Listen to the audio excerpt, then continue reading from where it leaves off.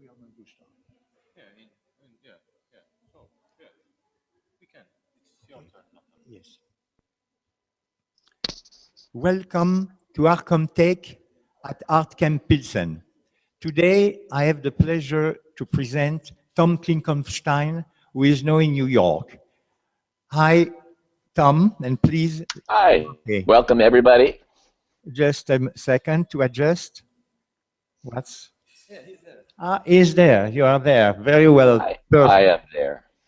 So, Tom has been within the group of Esthétique de la Communication, which was co-founded by Fred Forrest that you could see yesterday. And he's a professor, and I'm just going to give him the voice and the screen sharing. Okay, very good. Please, Tom, it's your turn. Welcome, welcome. Good afternoon. Good morning for me, and good afternoon or good evening to you. Thank you so much for coming. So I'm going to speak for the next 50 minutes or so. There are two parts to the presentation. The first part is called Getting Ready for 2020. And then the second part is a overview of some of my own research work since way back in 1979 to the present. So there are two parts, and I'm going to switch over to that presentation now. One moment.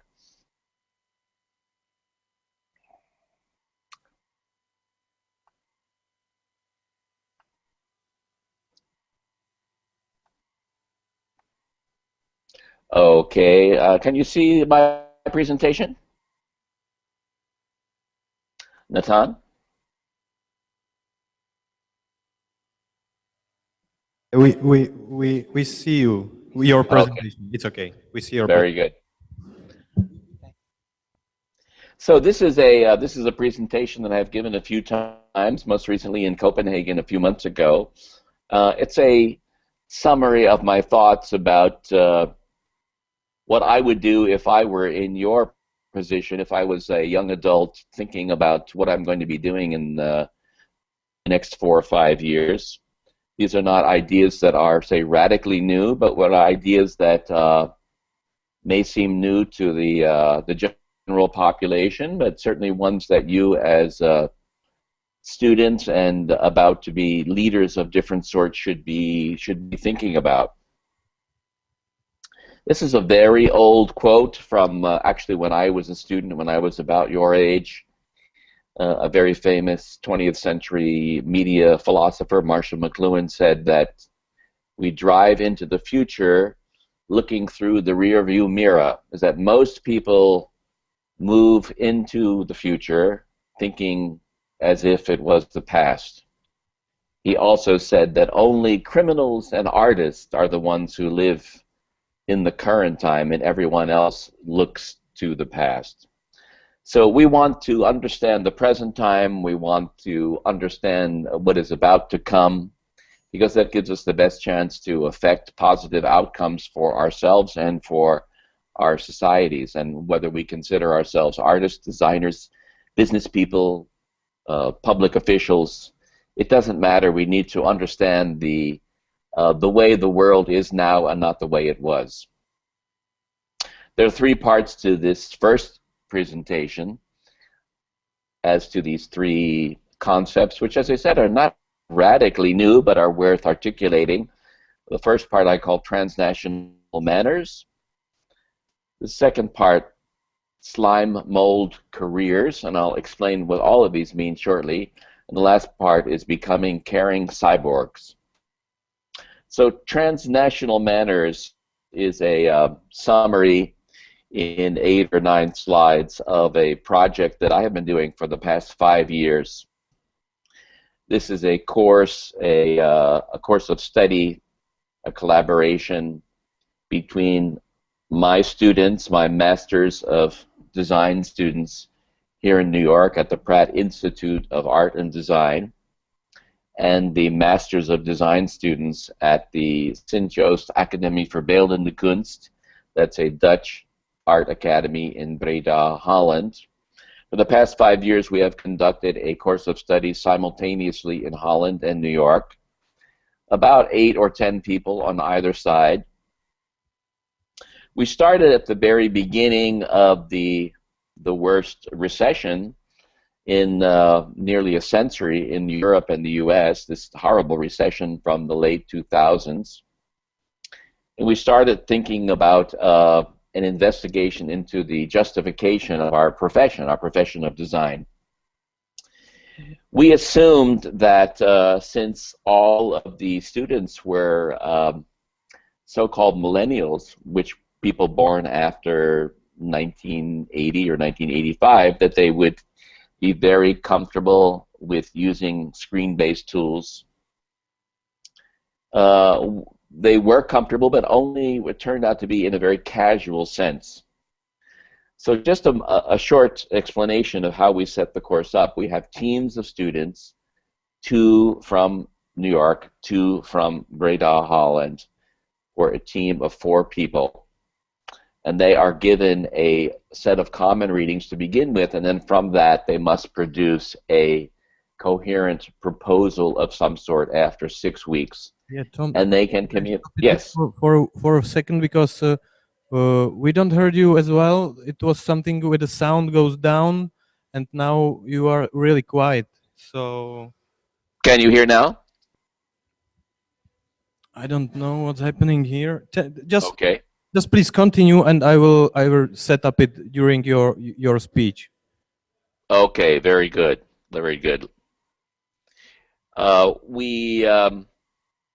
As I said, we assumed that the students would be comfortable using screen-based tools to accomplish what needed to be accomplished, but it turned out that they were only comfortable in a very casual sense. And now part of this course was for the American students to visit Holland for a week, and the Dutch students to visit the New York students for a week. In the first 2 years, we found enormous amounts of confusion and distrust even. This is a image of some of the Dutch professors getting rather upset with one of my students when we were visiting Holland a few years ago. Because there was a gross misunderstanding between what graphic design was between the 2 cultures. We found out that not only was there a big misunderstanding as to what graphic design is, but also that the students on both sides were really only used to using Skype and Facebook and email and so forth in a very casual way, not for deeply profound ways. So we took some time to reconsider our mission and reconsider the way in which we conducted the course, and we looked back in time. We looked back 100 years to texts like Martin Buber's text, Ich und Du, or I and Thou in English, to more seriously consider the relationships that were being built with these teams, with the New York side and the Dutch side, and the teams working together via Facebook, via email, via Skype, via Google Hangout, that we all needed to take the encounter much more seriously. What the work that we were getting in the first few years was only all right. It wasn't really insightful. It wasn't really profound. So we needed to take ourselves more seriously. We needed to take the communication process much more seriously. So we looked at Martin Buber's writings, and essentially he says that the goal of human-to-human communication is deep respect, and that out of that deep respect comes a much fuller, much more rich encounter and a rich life. So we added some things to the course methodology, including all students making a 1-minute bio about themselves, and we also added the two teachers, the 2 professors, myself and the Dutch professor, made short video histories of design in our 2 respective countries, because we as I said, we came to the conclusion that the ethos, the culture surrounding graphic design was very, very different in Holland and very, very different in New York. The conclusion of our videos, the investigations that the two professors made, myself included, was that graphic design in the US was based on the audience, was very audience-centric, and in the Netherlands was very formal-centric, literally form, like typography and layout and color. As I said, we had all the students do a 1-minute, very personal biography about themselves before the collaboration began, as to how their days operated, when they woke up, what they did first, how they solved problems, when they ate, what they ate, their quirks or their very individual manners of living their lives, you know, whether they worked in their pajamas or whether they worked in more formal clothing, those kinds of things. And then all of the students also did an entire video about their day. These are 4 videos, two U.S. students on the left side and 2 on the right. These are just still images, but 4 the videos of a day in the life of that team member. So again, the purpose was to get to know each other much more deeply, much more respectfully, so that more interesting work could be created. And again, Buber said that a dialogue is really at the center of this manner of being with someone, an intimate dialogue, a very serious dialogue, not just a trivial report, but a dialogue, an intimate dialogue, as respectful, as revealing, as honest as possible. We made up new rules that the team members could ask each other anything. In this particular photo, those are my students on the right, and the Dutch students are on the screen. Just like we're having this conference right now. This was conducted by Google Hangout. But we had to all agree that anyone could ask anyone anything in order to get past this more casual, trivial use of social media.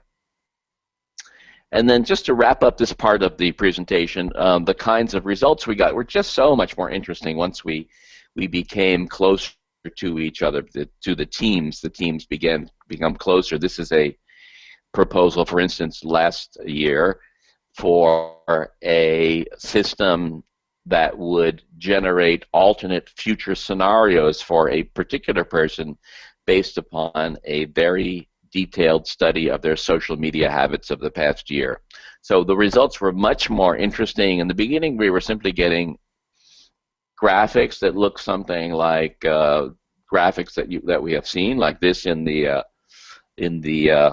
picture on the screen at the moment. You know, okay, posters, but nothing really exciting, and really kind of old format print posters. And then the new work we got after we became much more comfortable with each other was much more contemporary, much more of this moment, much more to do with behavior and not just attitude. And the second part of this presentation is about career formation. And this is something that I work with my students very intimately on. Again, looking at Buber, and he borrowed from Aristotle, saying that from lots of differences becomes a new kind of whole, a new kind of adaptable whole, which seems to fit very, very, very well with the world as it is now. You cannot simply say, I'm going to be a designer or a professor or as an artist and have that be enough. You must be continually in an adaptation mode. And I illustrate that here and call this slime mold professional, slime mold being a metaphor for a persona, a profession that can find the needs of the world around itself continually, changing as the world around itself changes. And in this slide and in the next few slides, I'm just showing you a tool, a way of organizing work that I use with my company. I have a company which is a design studio, a consulting design studio called Media A, And when I work on a project, all the team members, and these team members often change per project, fills out a form like this with our skills, our passions, the place, the kind of thing we're going to do with that project, the envisioned practice area, and also what we want to learn. You know, in this case, I wanted to learn to speak Mandarin.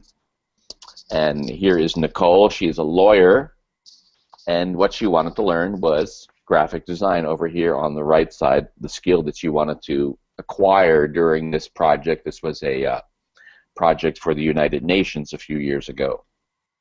And then Nick is a financial service consultant, and he wanted also to learn graphic design as well as coding. So in addition to doing the project at hand with the skills that we already have, we are also all adapting, learning new things. And then finally, Anna is a sociologist who worked on this project, and what she was interested in is learning film editing and writing. Recent students also do the same thing. This is a recent graduate student of the master's program, and she's now in her early 30s. Her name is Deborah Aldine, and she has a slime mold career. She has a career that fits the times. She does many things. She has her own nonprofit organization called the Camaraderie, which has to do with ethnographic training for other designers. She teaches at the Illinois Institute of Design. She works for a very large design studio on a part-time basis called IDEO, very big studio with offices in Europe, Asia, and North America. And now she also recently has become the co-director of the Brooklyn Design Accelerator, which is a place that works with early phase fashion design companies and digital manufacturing techniques in a very large former factory in Brooklyn. So Deborah and the way I organize my project teams is very much the way that I suggest that you all thinking about your careers, not just as one particular tight focus, but also a continual effort at learning and adapting. Finally, in this last portion of the first half of the presentation, I wanted to speak about how we sense change, how we experience change, how we calculate change, and the way that technology and ourselves are becoming a new kind of persona, a new kind of personage that one could borrow the term cyborg for. So as humans, we seem to be built to understand change in a linear way. 1 + 1 = 2, 1 + 2 = 3, 1 + 3 = 4, etc. That's linear. But in the last century, especially in the last few decades, our technological extensions change exponentially, which means 2 × 2 = 4, 2 × 4 = 8, 2 × 8 = 16, and so forth. So this misfit between the linear sense of change that we seem to have built into us, and which has been historically accurate until the last century or so, and this technological extension, which is exponential, which is logarithmic, leads to misjudgment and discomfort in regard to the pace of change. Ray Kurzweil, who is a business person, an author, a pundit, an expert, and a visionary of sorts, says that in this example, 30 linear steps gives you 30.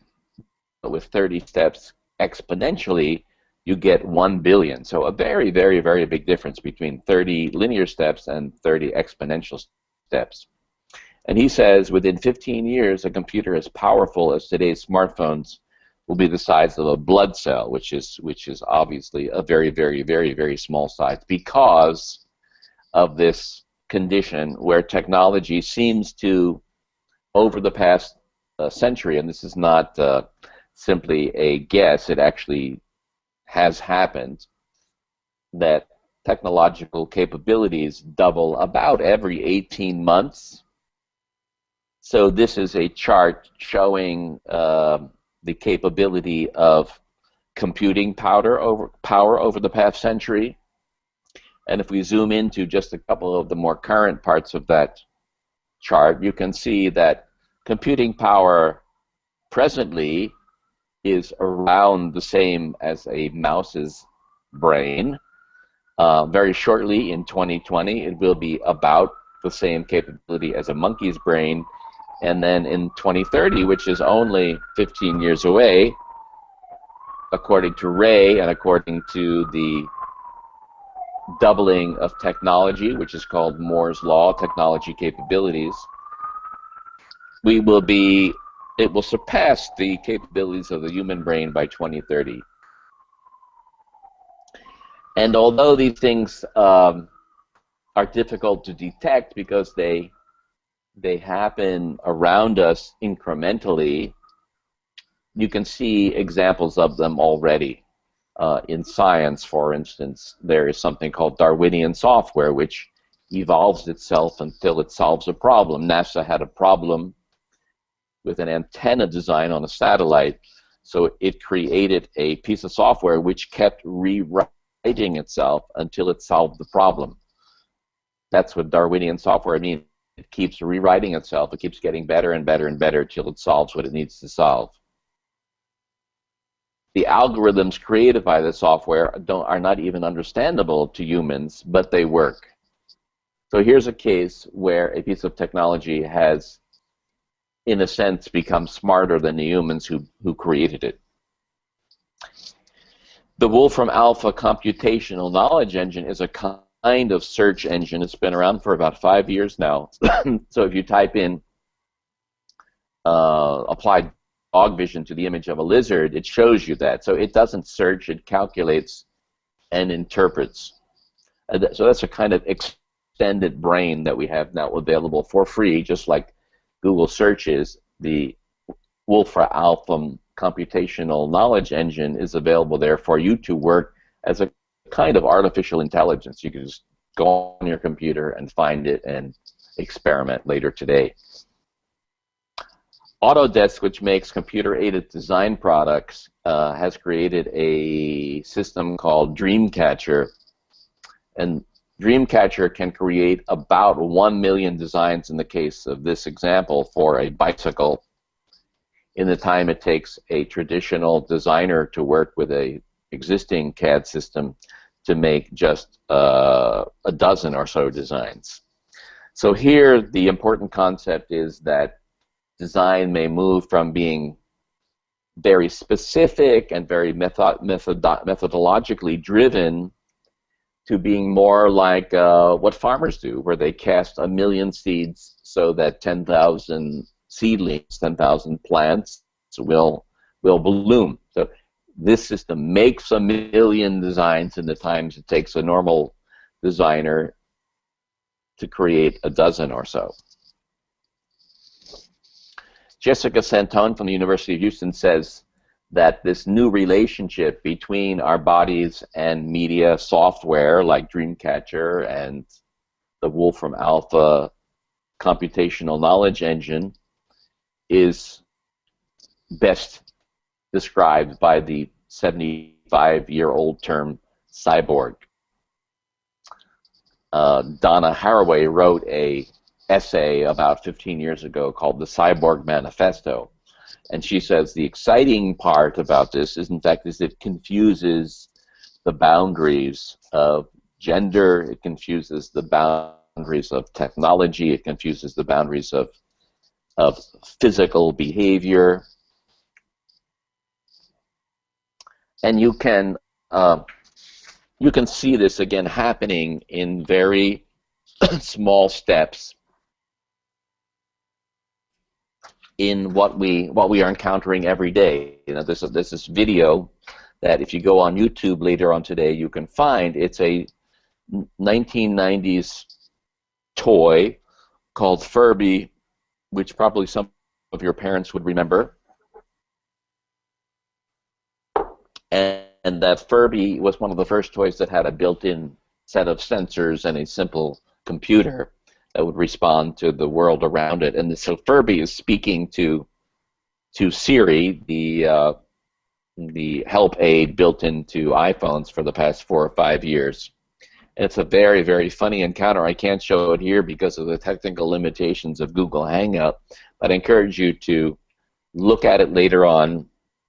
Furby talks and Siri listens, and Siri is different than Furby. Now, Furby, again, is a 1990s era piece of popular technology.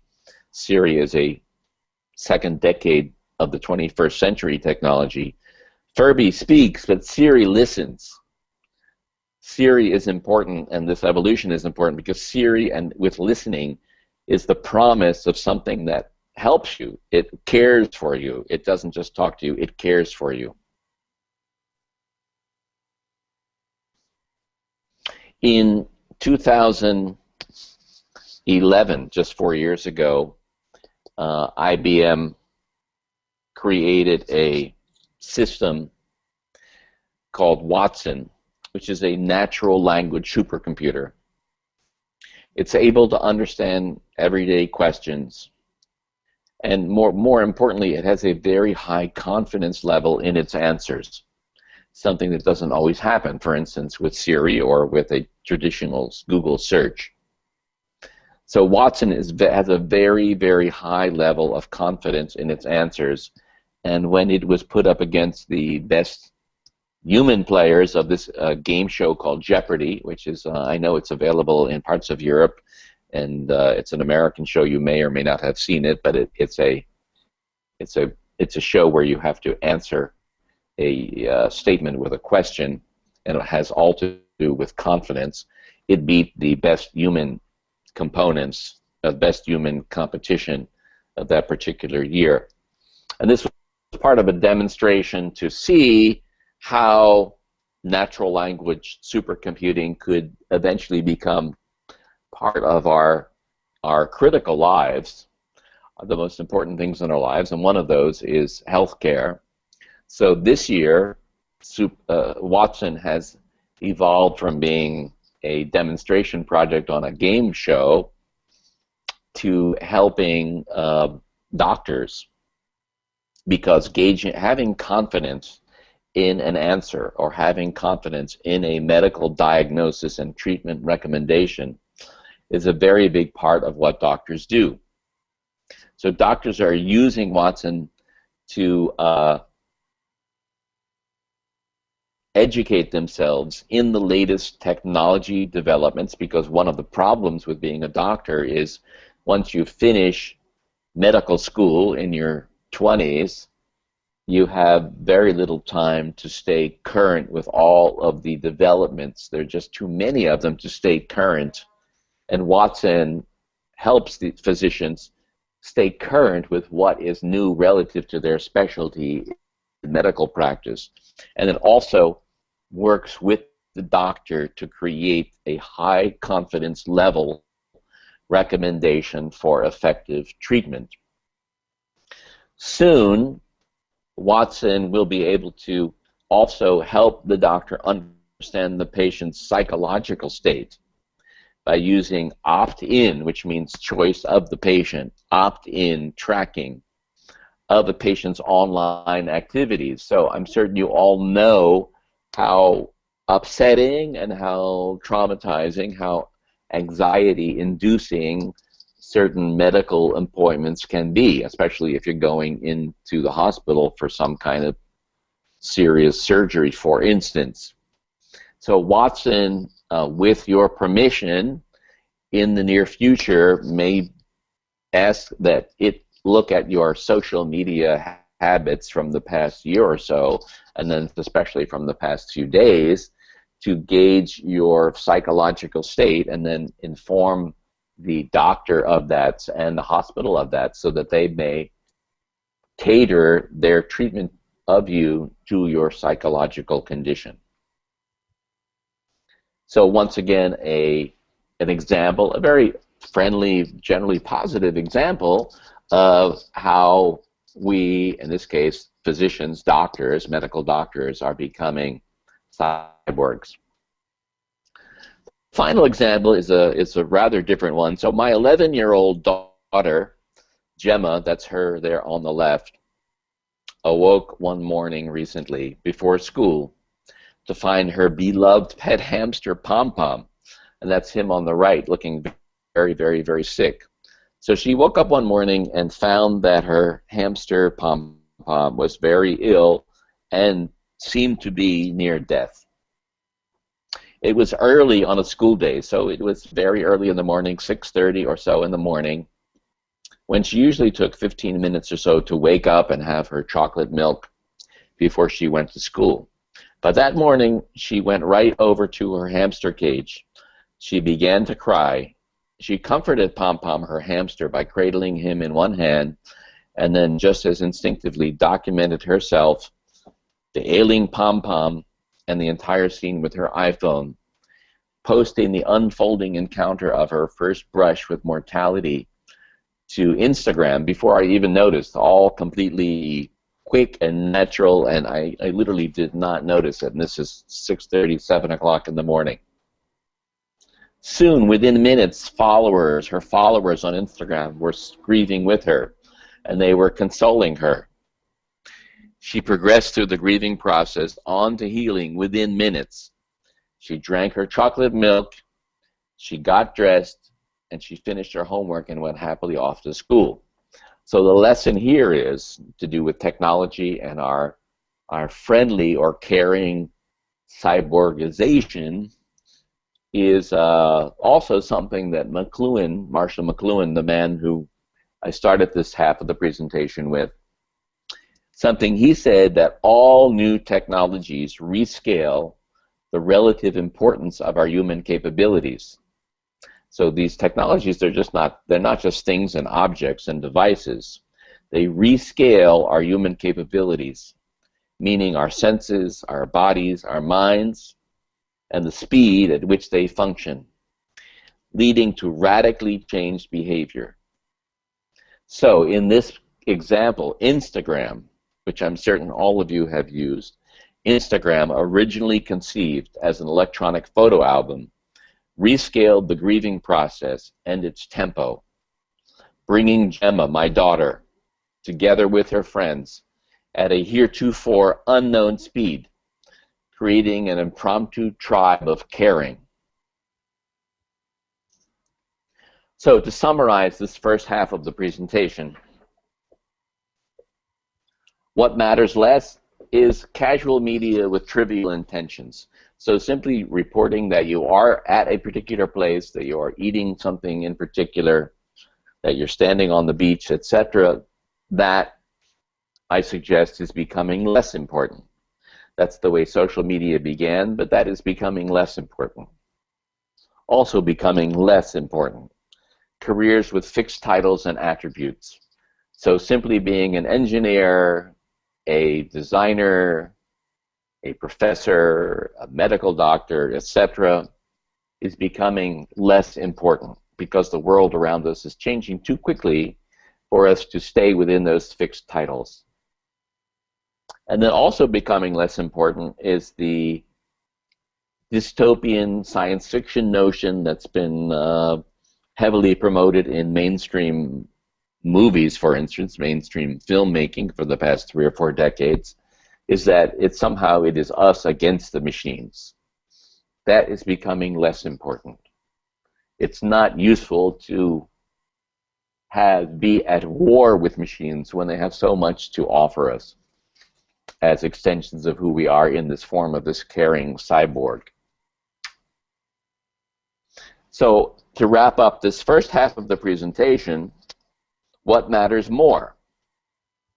I would say ad hoc microethia, which means an ethos, a mini culture, creating mini cultures as my students did with their collaborators in the Netherlands, thinking of your teams, your friendships, your professional relationships, your relationships within your studies, with your professors, as small micro environments that need to be cared for and need to be cherished.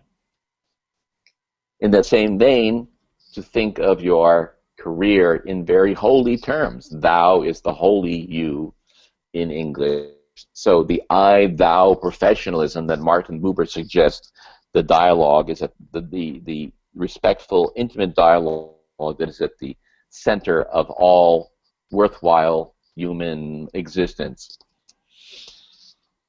Hybrid roles and careers, the being able to work with, being able to understand and learn about design if you're an engineer, being able to acquire coding skills if you're an artist, a marketing person, etc. So being able to be flexible and essentially in school your whole life.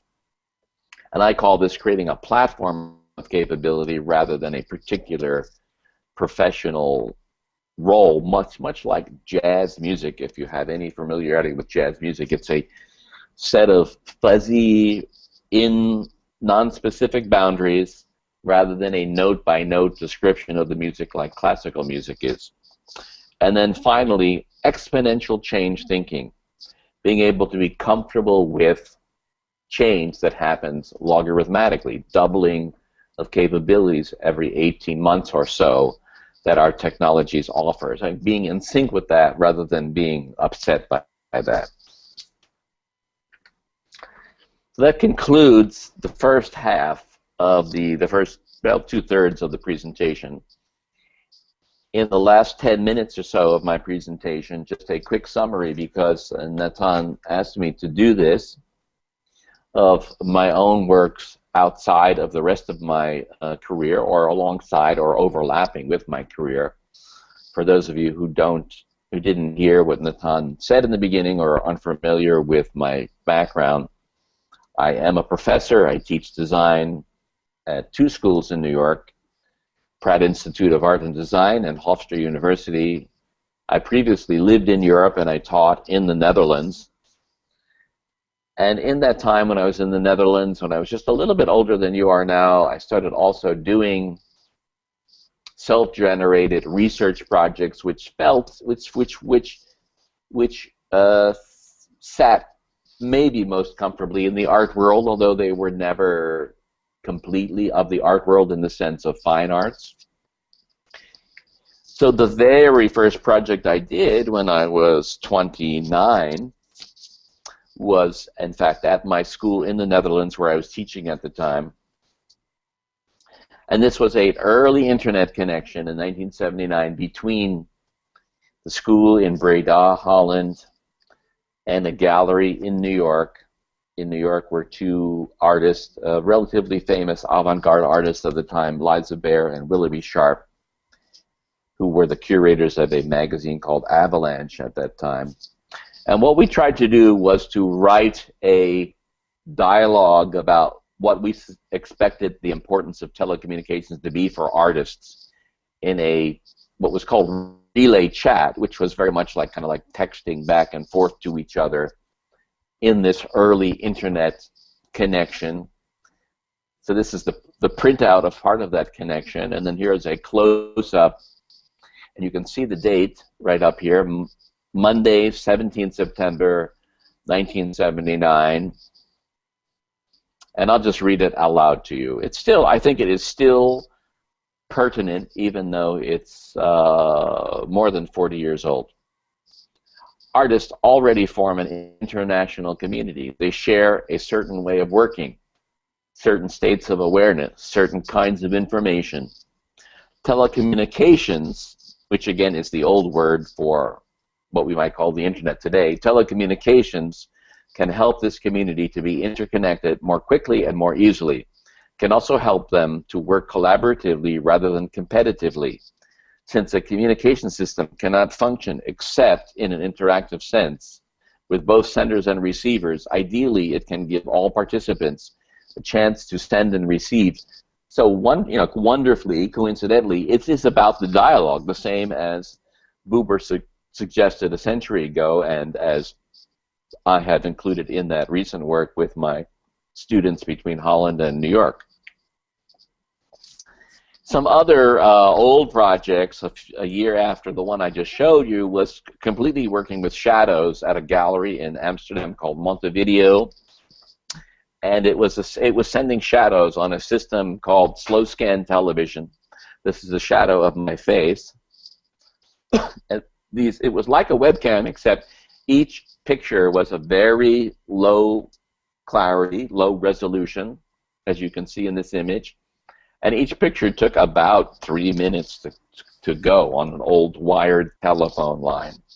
So sending shadows between Amsterdam, where I was, Aldo Tambellini, an Italian artist working in at MIT, the famous engineering school in Cambridge, Massachusetts, and another person who was on a little island off the west coast of Canada. In the early 1980s, I did performances. This is me at that time, and in this case, at a nightclub. So some of these performances took place at nightclubs very late at night, midnight, 1 o'clock in the morning. Now, I was the featured act, just like usually there were featured music performers of different sorts. This was in Amsterdam at a place called the Maso Club, and the performance was actually faxes. Faxes were a relatively new technology of that day. This performance consisted of 1, 2, 3, 4, 8 faxes, and over these 8 faxes, you saw a close-up of a hamburger, and then you saw the McDonald's logo, and then you saw this statement in German, because the side that I was connected to was another nightclub in Austria, in Vienna, Austria, called the Blitz Bar. So this is an Andy Warhol quote in German about the most beautiful thing in these cities being McDonald's, of course him being quite sarcastic, and he's saying, but Peking and Moscow don't have anything so beautiful as McDonald's. Well, of course, for many years now they have had those beautiful, beautiful quote-unquote McDonald's. And I chose that quote because, being an American, I actually had my first employment when I was 15 years old at a McDonald's. There was something both frightening and wonderful about McDonald's, and as there is about this transnational manner of thinking and working, of which McDonald's was one of the first indicators, for better or worse. And my own statement about this dream I had, which of course now in your lifetimes has become, and the life that I live today as the life that we're living right now with this connection, the dream of being able to communicate with anyone I choose at any time. Very much an American kind of idea. Like, I want to do this now, and I'm going to do this now. So this was the last 2 parts of the fax series. That's the enlargement of this piece right there. A year or so after that was a continuation of my fascination with McDonald's, and this was a live slow scan television. Again, these very crude webcam-like connections between Sydney, Australia, Amsterdam, and San Francisco. These were these specially constructed boxes, which were like almost mid-20th century gigantic TV cabinets at a conference center in Holland. And there were live connections showing McDonald's restaurants in Sydney, Amsterdam, and San Francisco. All of these works were, and Natan asked me, well, why did you do these, and what's the connection between all of your work? I think it's always been to find the intersection and the complementarity of where I am and where the rest of the world is. Where do I overlap with the rest of the world? How can I magnify my contribution, magnify my presence by being connected, by being involved, by asking questions, by commenting on the rest of the world, or at least some part thereof. So things like McDonald's were convenient symbols to begin asking those questions back in the 1980s in this case. In around 85 or so was a performance using a video text system, which was a very crude way of sending text before the internet had become publicly available. It was a way of sending text messages on TV screens. I think it still is used a little bit in many East and Western European countries. You may still have it there in hotels and so forth. But I used it to send literally a kind of list of all of the things I could remember, phrases I could remember from my childhood growing up in suburban America. It was like a kind of resume of my childhood, but a resume of the things and the commercial taglines that I recall. And this was one of those taglines. So this was actually in 1982. That's my birthday. So about the time when I was a kid that it was being sent to Ars Electronica in Linz, Austria, a art festival that still exists. I think it's happening actually next month. This is a poster for a performance in Utrecht, Holland, and this performance had this kind of technical consideration. Still images via this slow scan TV system coming from a shopping center where I grew up on the east coast of the United States, Levittown, Pennsylvania. An image from a Dutch shopping complex nearby. I was trying to make an equivalency or set up some questions between the American past in suburbia and then the current Western European current for that time. Fascination with doing something similar. There were also sounds from a piece of music that I had recorded when I was a child. There were projections of images of my childhood, and there was also this videotex system showing the all of the objects in my house when I was a child, or listing them, like such as a washer, an automatic washer, which was new for early mid-20th century America. This was the feed, the video feed from the American shopping center, the video feed from the Dutch shopping center. At the very end of this, in a somewhat confrontational gesture, I gave the Dutch audience McDonald's milkshakes to drink. So on purpose, I was both saying I love this where I came from. I love this new global village, as McLuhan called it, that we were becoming part of, and which you now live in. This global capability as being demonstrated by what we're doing right now. And I also had questions about it.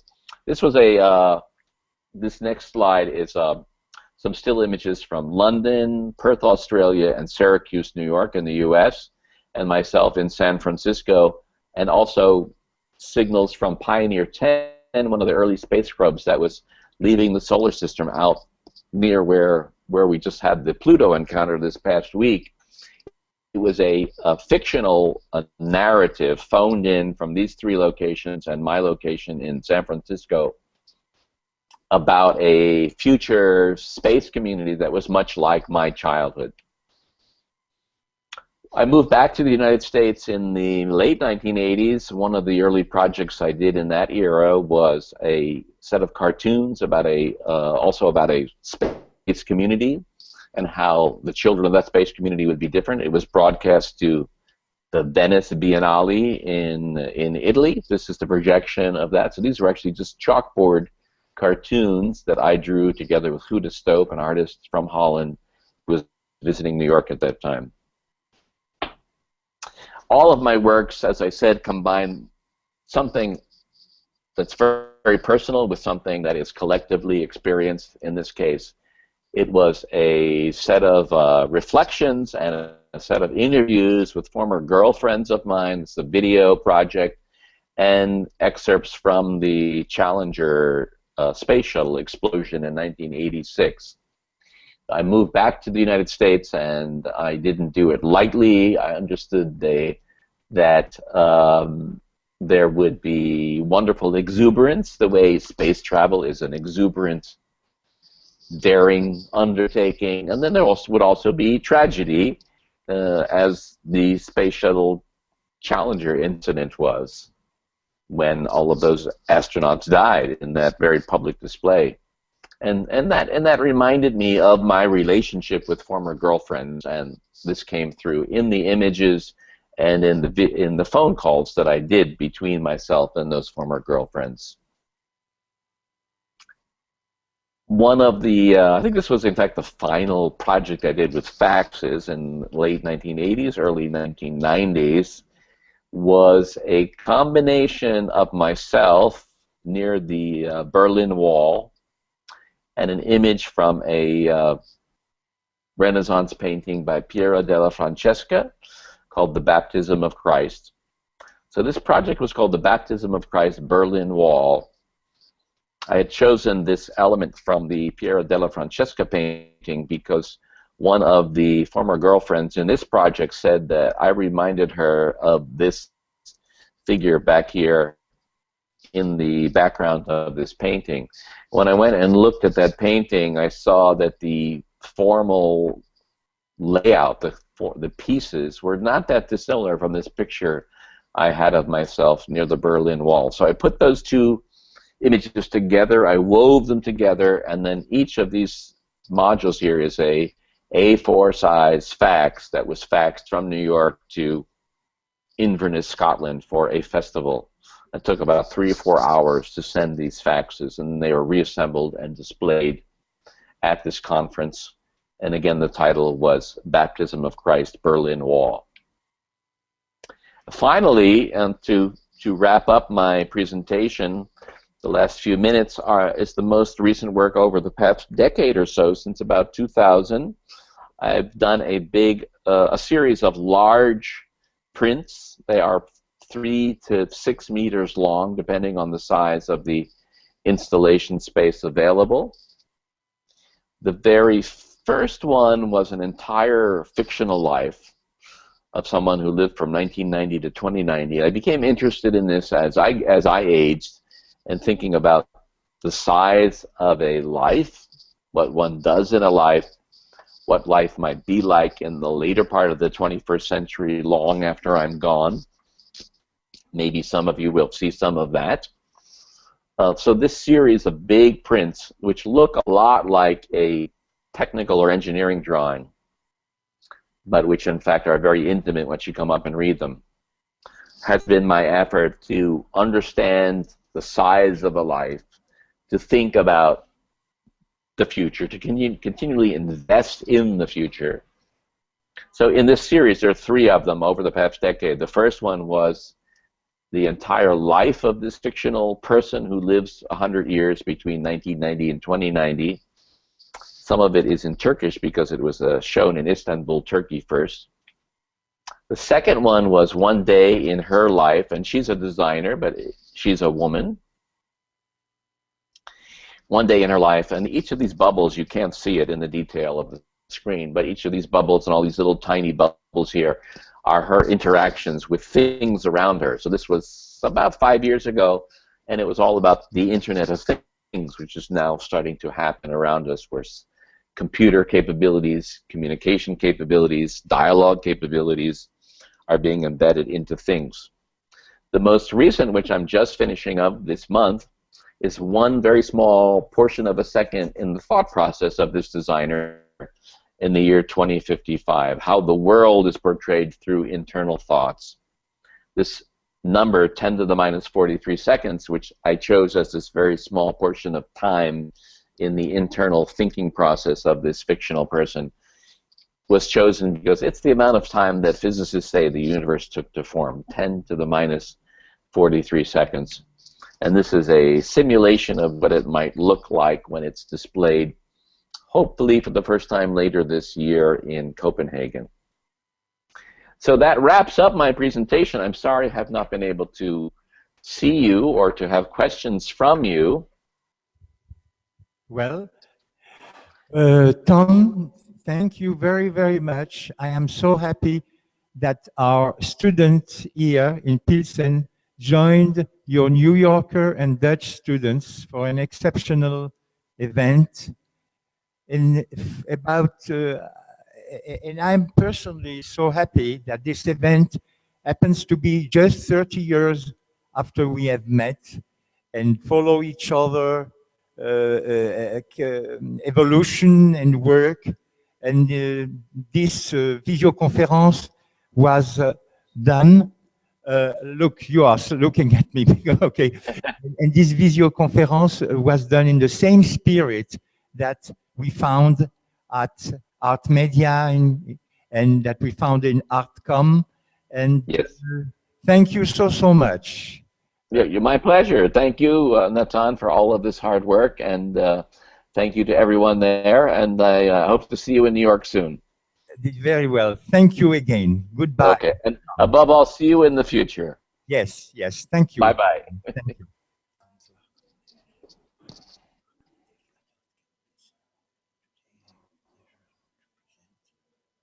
Klinkowstein, who is now